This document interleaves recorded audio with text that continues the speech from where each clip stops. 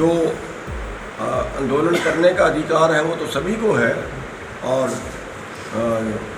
उनके अपने अधिकार के लिए तो जो है अगर हम ना लड़ेंगे तो फिर तो यहाँ पे सरकार पे तो कोई भरोसे है नहीं। अभी मेरे को पता चला है कि सरसों की लैब ही नहीं है मंडी के अंदर, तो ये सभी मंडियों के अंदर सरसों की लैब होनी चाहिए, और ये मार्केट कमेटी की होनी चाहिए। प्राइवेट जो लैब है, जो ऑयल मिल वाले हैं, उनकी लैब है, उस पर हमें क्या सब वो देते हैं क्या नहीं देते हैं, तो लैब तो होनी ही चाहिए सभी मंडियों के अंदर।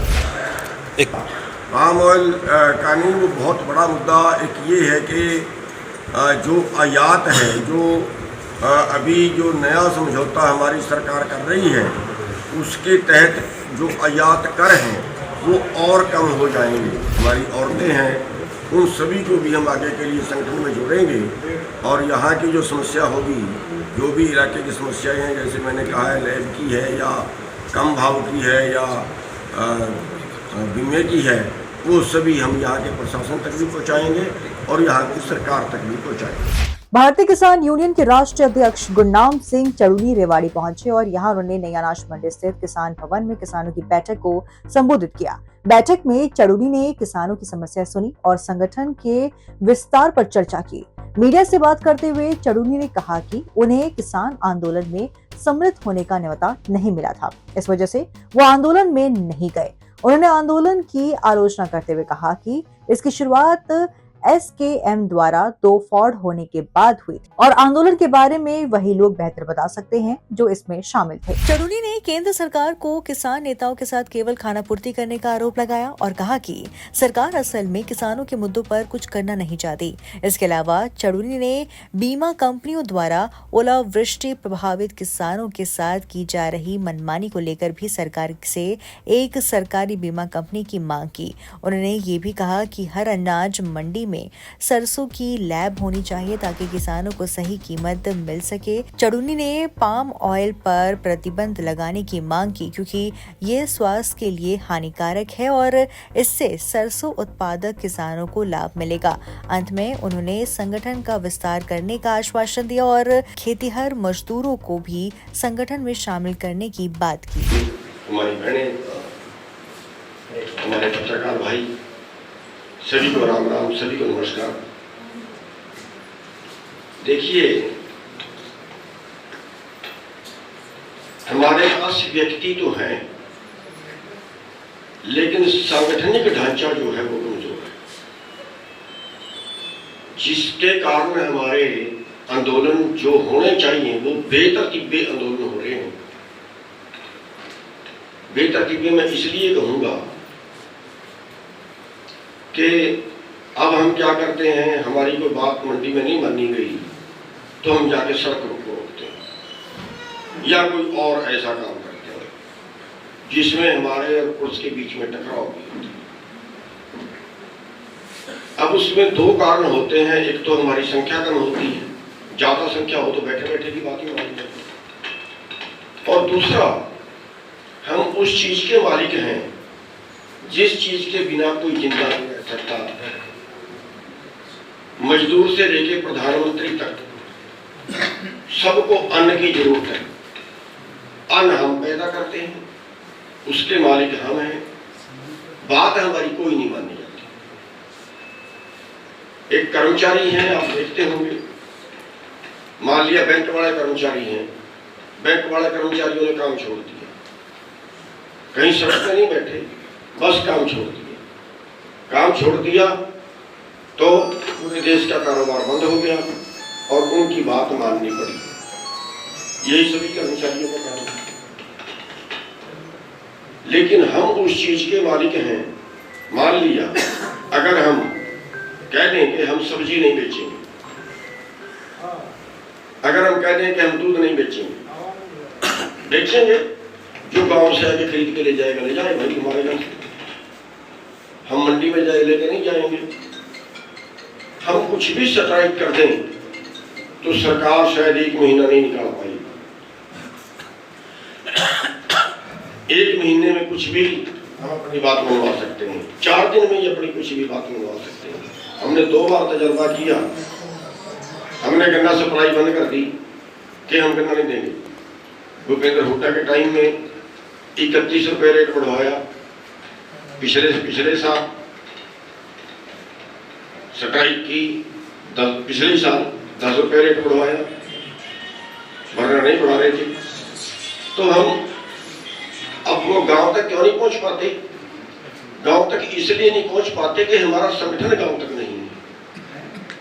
कोई भी हम आंदोलन करते हैं उसमें 5% लोग शामिल कभी नहीं होते। अगर 5% लोग शामिल हो जाएं तो मानिए सरकार को फिर भी हमारी बात माननी पड़ेगी। क्यों शामिल नहीं हो पाते? लगना तो चाहते हैं लोग, लेकिन हम उन तक नहीं पहुंच पाए। हम गांव तक इकाई खड़ी नहीं कर पाए, हम मोहल्ले तक इकाई नहीं खड़ी कर पाए।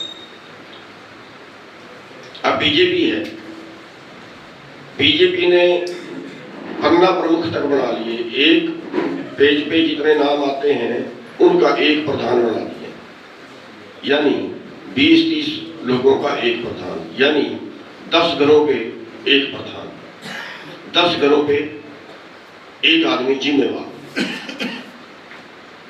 हमारे तो गांव के गांव ऐसे पड़े हैं कि गांव में एक भी आदमी जिम्मेवार नहीं है, एक भी आदमी को हम प्रधान नहीं बना पाए। तो उसमें हमने जड़ तक पहुंचना है। जड़, जितनी कोई भी पेड़ है, जितनी उसकी जड़ें गहरी होंगी, जितनी उसकी जड़ें ज्यादा होंगी, उतना वो पेड़ फले फूलेगा। तो हमने अपनी जड़ें फैलानी है। और दूसरा, इसमें हम मजदूरों को नहीं जोड़ रहे। मजदूर भी खेती का ही एक हिस्सा है। अगर हमारी खेती खत्म होती है तो फिर ये मानिए कि खेत मजदूर भी साथ में ही खत्म होता है। उनसे हमारे 2 फायदे होंगे। एक तो जहां मजदूरों को और किसानों को राजनीति आपस में दोफाड़ करती है उससे बचेंगे, जातिवाद से बचेंगे, और दूसरी हमारी संख्या बढ़ेगी।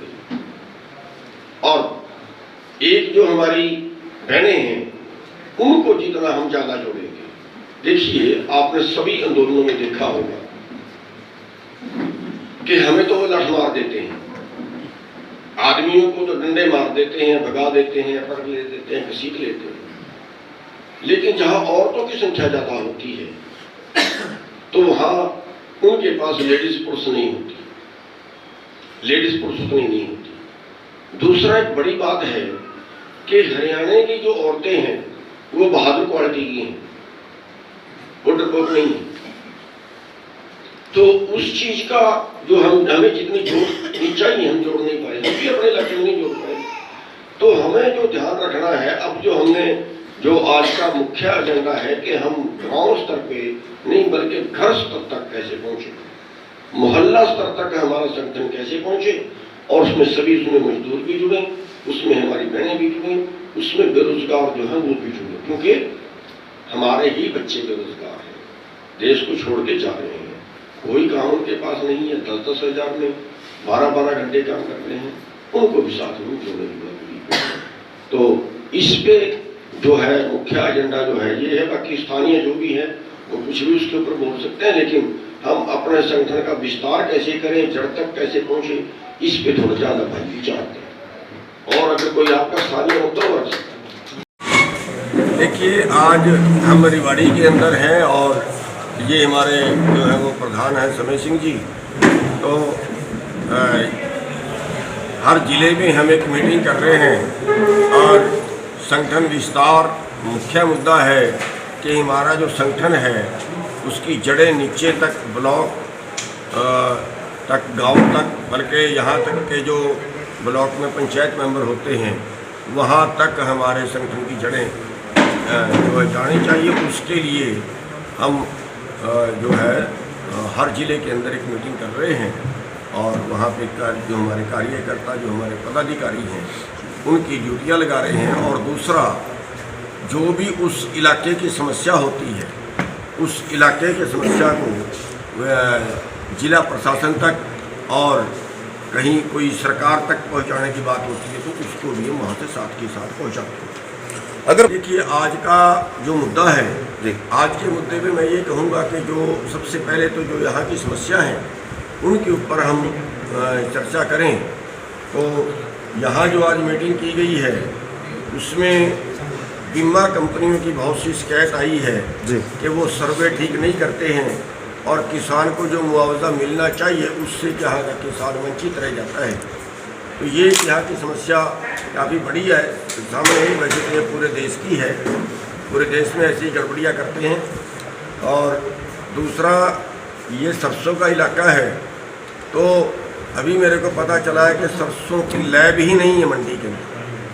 तो ये सभी मंडियों के अंदर सरसों की लैब होनी चाहिए और ये मार्केट कमेटी की होनी चाहिए। प्राइवेट जो लैब है, जो ऑयल मिल वाले हैं, उनकी लैब है, उस पर हमें क्या वो देते हैं क्या नहीं देते हैं। तो लैब तो होनी ही चाहिए सभी मंडियों के अंदर।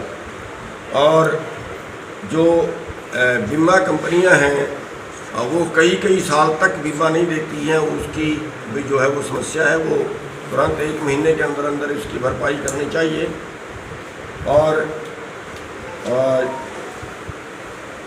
दूसरा, जो यहाँ पे अभी हमने जो इनको कहा है उसमें भूमिहीन किसान, उसमें जो गांव के सभी लोग हैं, जो हमारी औरतें हैं, उन सभी को भी हम आगे के लिए संगठन में जोड़ेंगे।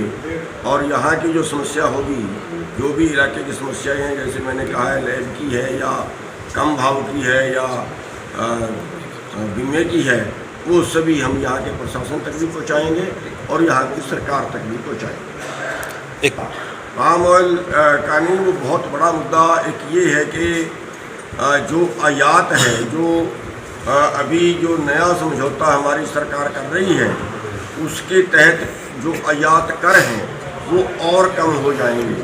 और आयात कर कम होने से जो बाहर से हमारे उत्पाद आते हैं, विदेशों से जो आयात होता है वो और ज़्यादा होगा।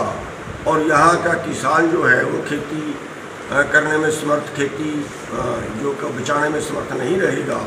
जैसे पाम ऑयल का मैंने जिक्र किया है, अगर पाम ऑयल बाहर से ना आए, पहली बात तो ये है कि पाम ऑयल खाने का तेल नहीं है, साबुन का तेल है, और उस पाम ऑयल को यहाँ खाने में बरतते हैं, सरसों के तेल में मिक्स करके दे रहे हैं।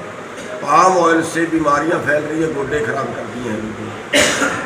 अगर पाम ऑयल खाने में बंद कर दिया जाए और तो यहाँ की सरसों जो है वो ऑटोमेटिकली 7,000 से ऊपर जाएगी। हम MSP के लिए लड़ रहे हैं जो 5,950 रुपये है, लेकिन अगर पाम ऑयल बाहर से आना बंद हो जाए तो यही सरसों हमारी 7,000 क्रॉस में इसका मिलेगा। इसी तरह से जो समझौता कर रहे हैं अभी अमेरिका से, वहाँ से अगर मक्का यहाँ पे आएगा तो यहाँ का मक्का जो है वो 1,500 से नीचे बिकेगा।